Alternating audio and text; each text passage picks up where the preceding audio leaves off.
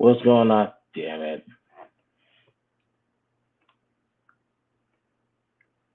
There we go. What's going on, y'all? Welcome to another edition of the Beats and Fast Show on your host, Christopher J. This is part two of Regaining Focus, but instead, this is going to be an all-world reaction. Now, what clip are we reacting to today? I know Entertainment posted a video on his Rumble, and to be quite honest, I'll get to that maybe at a later date and time because I haven't finished watching that.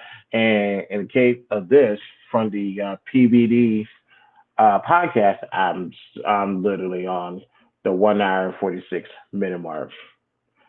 So while I was in the gym today, I was trying to catch up on this podcast.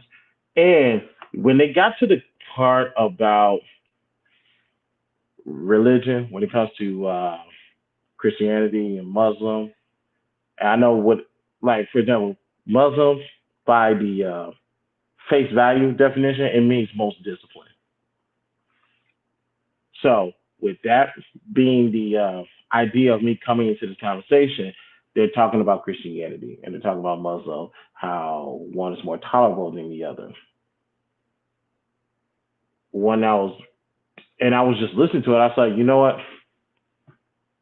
I found part two.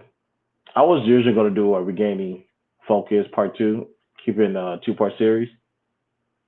But now when I listened to this or watched this rather, I said, oh no, scrap whatever I had planned. This needs to be part two. So, and yes, I have my Wi-Fi on, so I expect little to no lagging. So let me get my Bible app ready. Let's see. Let's prep. Let's go to Isaiah. Let's go to chapter 6. All right, it's not that long of a chapter, so we'll read it, and we're gonna read it from the New Century Version, just so it is better explained through all concepts, no matter what walk you're in. You're novice or you're the most advanced. We're gonna do the New Century Version so you guys can understand. So, with that being stated, let's press play. Hopefully, I can get as much of this in the course of 20 minutes. So, let's go ahead and make sure the volumes is up. All right, we are good. Let's get started. Entertain exclusive interview, Gel Life, PBD podcast. They take it, they put it in a bullet, and they shoot at the people they don't like. It's all fake. All of it. When you were talking about this, I wrote all these things down that we're talking about. Principal virtues, God, parents, true believers, Bibles, traditions. These people they fear, right? All these people they fear. And these guys are slowly but surely starting to stand up. The scene we're talking about with Shia LaBeouf, he says, what we're doing here is a righteous act. Here's a Bible verse, I think, about sometime. Context, they're talking about the movie Fury. It's Shia LaBeouf, Brad Pitt, and there's a couple other people. I have not watched that movie yet. I am ashamed to admit it. But the concept of this is coming from the movie Fury. So tune into what the Bible verse is talking about. And after he reads it and quotes it, we're going to go read the entire Bible, the entire chapter, just for full context. Many times. This is his words. It goes, and I heard the voice of the Lord saying, whom shall I send, and who will go for us? And he began crying and said, here I am, send me. Brad Pitt turns around and says, Book of Isaiah, chapter 6. All right, let's go to the book of Isaiah chapter 6. Let's read all of it. Now, that particular verse is Isaiah chapter 6, verse 8. But let's start from the beginning of the chapter and let's get full context. All right. So we're reading from the New Century Version. It's entitled Isaiah Becomes a Prophet. So let's read it. In the year that King Uzziah died, I saw the Lord sitting on a very high throne. His long robe filled the temple. Heavenly creatures of fire stood above him. Each creature had 6 wings. It used 2 wings to cover its face, 2 wings to cover its feet, and 2 wings for flying. Each creature was calling to others, Holy, holy, holy is the Lord all-powerful. His glory fills the whole earth. Their calling caused the frame around the door to shake as the temple filled with smoke. I said, oh no, I will be destroyed. I am not pure, and I live among people who are not pure. But I have seen the King, the Lord all-powerful. One of the heavenly creatures used a pair of tongs to take a hot coal from the altar. Then he flew to me with the hot coal in his hand. The creature touched my mouth with the hot coal and said, look, your guilt is taken away because this is hot coal has touched your lips. Your sin is taken away. Let's get to the verse 8. Then I heard the Lord's voice saying, whom can I send? Whom will go for us? So I said, here I am, send me. Then the Lord said, go and tell this to the people. You will listen and listen, but you will not, but you will not understand. You will look and look, but you will not learn. Make the minds of the people dumb. Shut their ears, cover their eyes. Otherwise, they might really understand what they see with their eyes and hear with their ears. Oh, that's a bar. They might really understand in their minds and come back to me and be healed. Then I asked, Lord, how long should I do this? He answered, until the cities are destroyed and the people are gone, until there are no people left in the house, until the land is destroyed and left empty. The Lord will send the people far away, and the land will be left empty. 1/10 of the people will be left behind in the land, but it will be destroyed again. These people will be like an oak tree whose stump is left when the tree is chopped down. The people who remain will be like a stump that will sprout again. So what? So pretty much, let's go. Let's go with the first part of that. You feel like you're unholy. You feel like you're not ready. You feel like you're unrighteous to be in such presence. What have I done to be here? I feel guilty for being in this place. Survivor's remorse. Anyway, if that's the best way of saying it. And again, this is how I interpret it. And granted, I'm gonna read this again throughout the day just to get a better understanding. We'll probably do a follow up later. And the angel came to him and said, "Feel guilt no more. You belong here. Now you're ready to serve God," because God gave him a task to do, and he said, "I am ready." Guilt normally holds us back from doing what needs to be done. Like I said, I went through that this week. Something was holding me back until something had to come and take that away from me. Now I feel like I can do anything that I set my mind to it. Now that's how I interpret it. Like I said, I'm gonna reread this, and also I'm gonna go watch the movie Fury to see how this correlates as well. But I just wanted to get that context. So let's continue with this. Like I said, I'm wasting a little bit too much time, but let's continue with this program.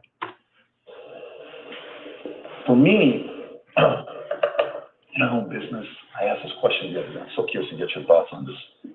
For the longest time, when I got into business, I was, a younger guy, 21. I'm very coachable. Tell me what I got to do. I'm a coachable guy. What do I got to do? I'm a coachable guy. Super coachable. Want to make money. I'm sick of time being broke. My debt's at the 99 cents. Too many heart attacks. I want to get out of this. Yeah. So I'm like, hey, Patrick, basic stuff. When you're doing business and you're talking to rich people, I'm Morgan Stanley being with it. Never talk religion. Never talk politics. Never talk sex. Just don't talk about those three things. I said, okay, guess what? Never talk politics, never talk religion, never talk sex. No problem. We're going to business. So what do you think about the political climate today, Pastor David? Oh, what do you think?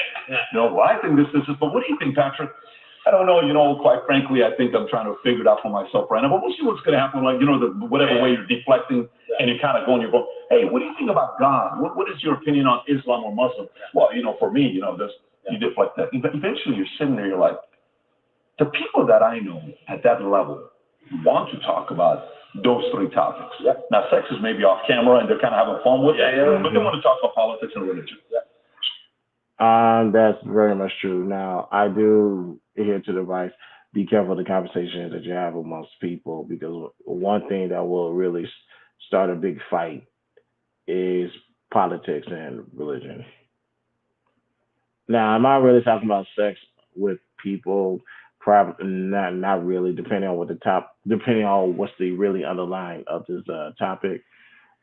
Definitely not having that. I never had that conversation like that in person to my recent knowledge. So let me say that. But when it comes to religions and politics, you got to be careful, because it will be a huge fight. Me, I'm not ashamed of what my beliefs are, and I ask people to, you respect my beliefs, I respect yours. As far as your political views, respect my beliefs, and I'll respect yours. But I do understand what you said. That is good advice. Like, really getting the foot in your door, probably stay away from these two topics until you have, one, confidence to have that conversation, and number two, it's not going to affect anything as far as you climbing the corporate ladder. So we, for the longest time, have been silenced, and now the ESG community, all this time they've told us to stay quiet, and they're saying what? They're talking politics, they're talking religion, and they're talking sex. Sex the way through LGBTQ. What's wrong with that? What's wrong with it? It's normal. It's normal. It's normal. No, it's not normal. Well, listen, you guys shouldn't talk about politics and sex and religion. You shouldn't be doing that. And then you see this one, during COVID, one pastor, Australia, Syrian man. I don't know what his name is, Benny. What's his name? The Syrian pastor, priest from Australia. And he was fighting all the anti-COVID guidelines, and his stuff is going viral. He's doing this. And you see these messages. Some of the people that stood up, they stood up because they feared God. Okay. And for you, with your life, it's been interesting watching you go through your evolution of your faith. Pre-2022, former atheist, a couple of the things you've said in the past, God isn't real because you can't prove it. Okay, kind of like that was more the Malcolm X argument, right? And for the record, like you said, this is pre-COVID. Bad things happen to good people, and good things happen to bad people far too often for God to exist. And that's a common belief amongst people who are non-believers. That's a real common belief. A common thing that they say is, there's so many things happening. How can God exist? There's no way God exists for so much tragedy happening. Well, me personally, I was saying, I am who I am today because of the tragedies and because of God's guidance. So I don't know what y'all talk about. I know God exists. I'm the center of my universe. That's pre-2020. Then gradually you start talking about Christianity, and in 2020 you made a video announcing that you were wrong about what you had said previously about God, right? Now you start saying people who are atheists are angry, bad energy people, and I don't want to be on that team anymore. And even if God is not real, the world is a better place if people do believe in God. I just noticed something now watching. Listen to this back over, Bo. Let's get into some more context, and I'll bring it up in a minute. Might be one of the rare flaws that I might find in Andrew Tate, but let's continue. God is real because there's so much evil in the world that there has to be an equal and opposite force. The devil can't exist if God does not. And if you look at the world today, it is very obvious that the devil does not exist. And I'll go to the last one here with Muslim. That I disagree with. There's still, yes, there's good in the world, but there's still bad in the world. There's an opposite to the protagonist. There's an opposite into the good things that we put into this world. Where's it coming from? Quotes from you. Christians don't have a religion anymore because they tolerate everything and stand for nothing. Did y'all hear that? Let me rewind it. Go to the last one here with Muslim. Quotes from you. Christians don't have a religion anymore because they tolerate everything and stand for nothing. Yeah. That has been one of the biggest problems with Christians. As a firm believer of God, the Father, the Son, and the Holy Spirit, I can openly admit that has been one of the biggest problems with Christians. Some of the people, in our religion are so accepting of everything that God despises. Here's where a lot of people don't know when to really play the position and what the case may be. Now, we will open the doors for those who wants to change for real. I won't tell y'all what church I go to because I'm not trying to. I don't want y'all to affiliate us, so y'all could be on that goofy shit. My church opens the doors for those that want a second chance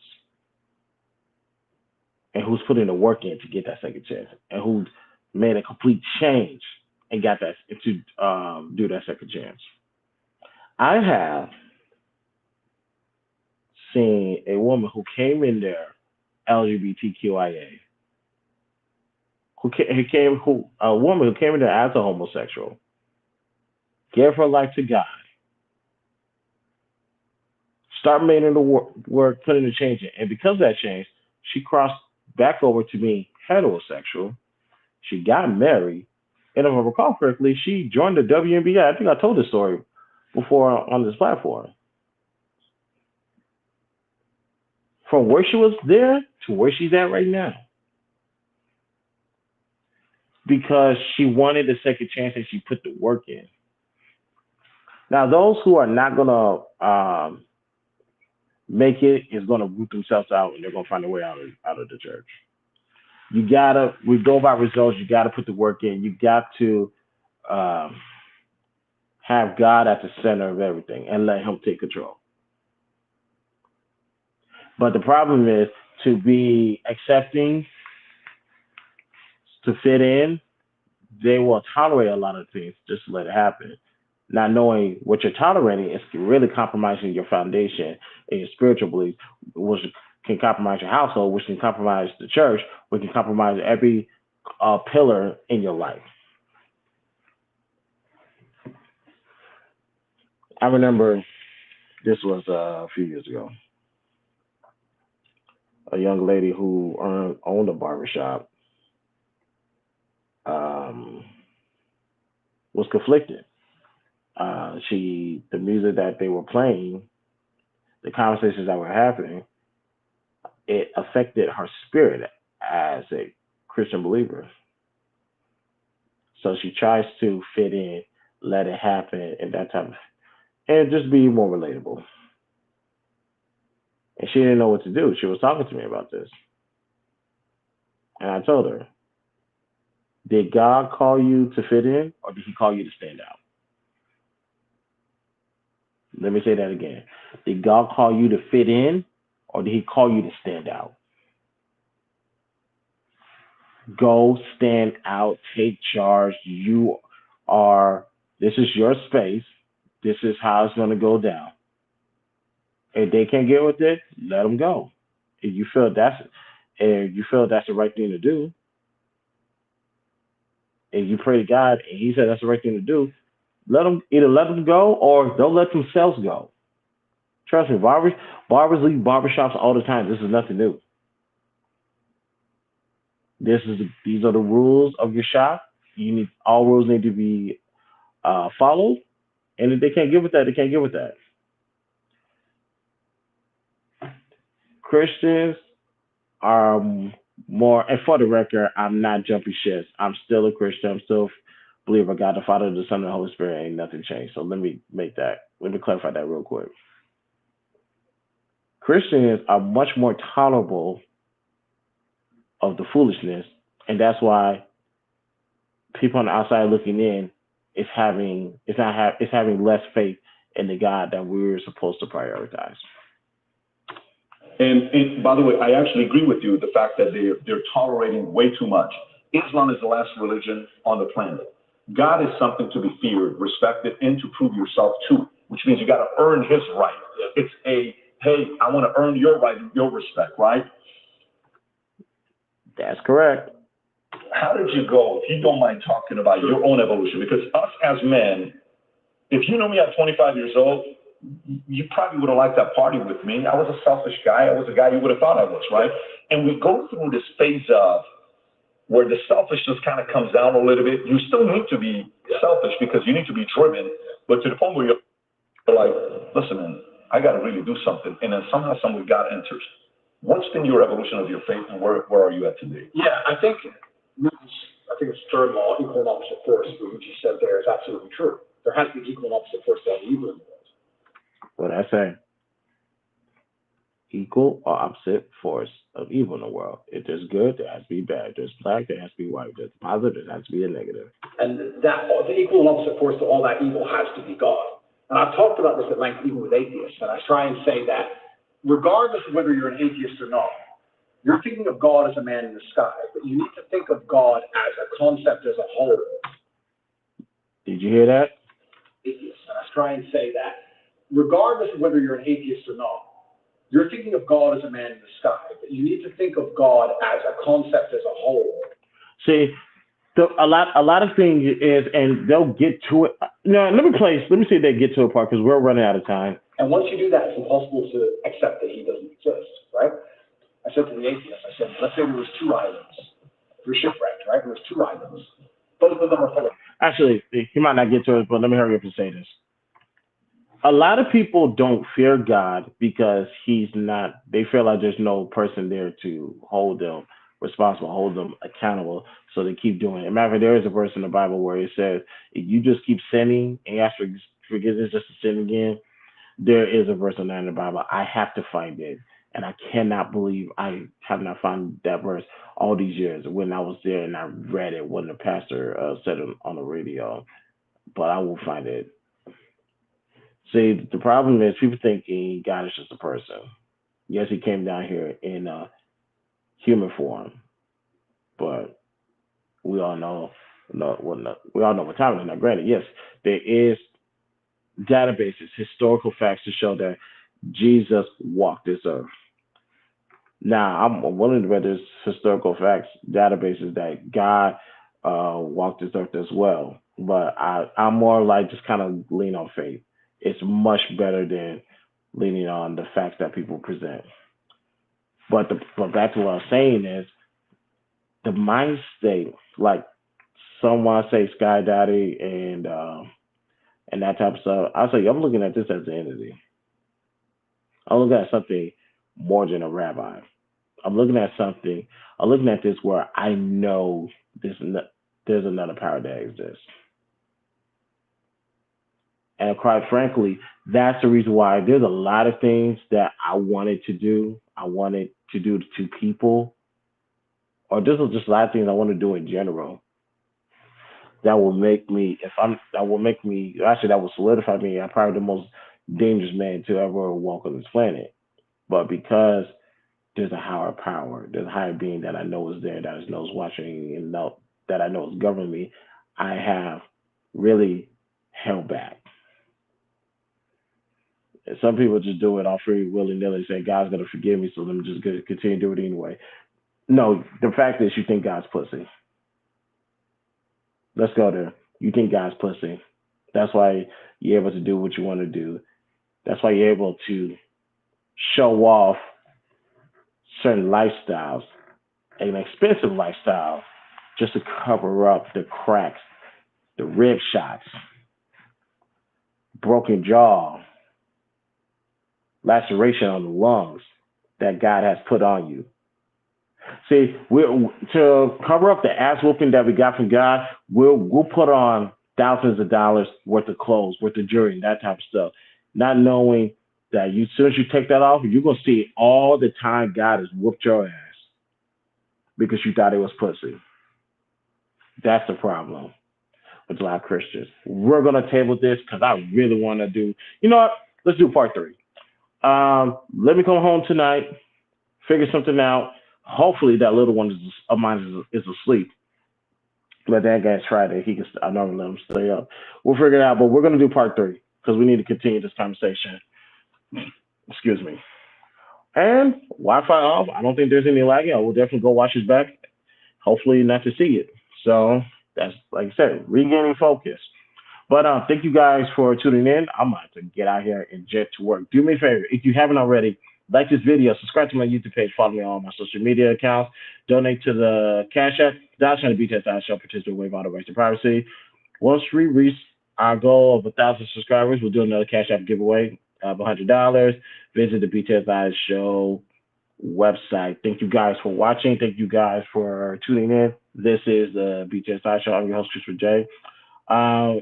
I'll be the same. I will see you later on tonight. Peace out.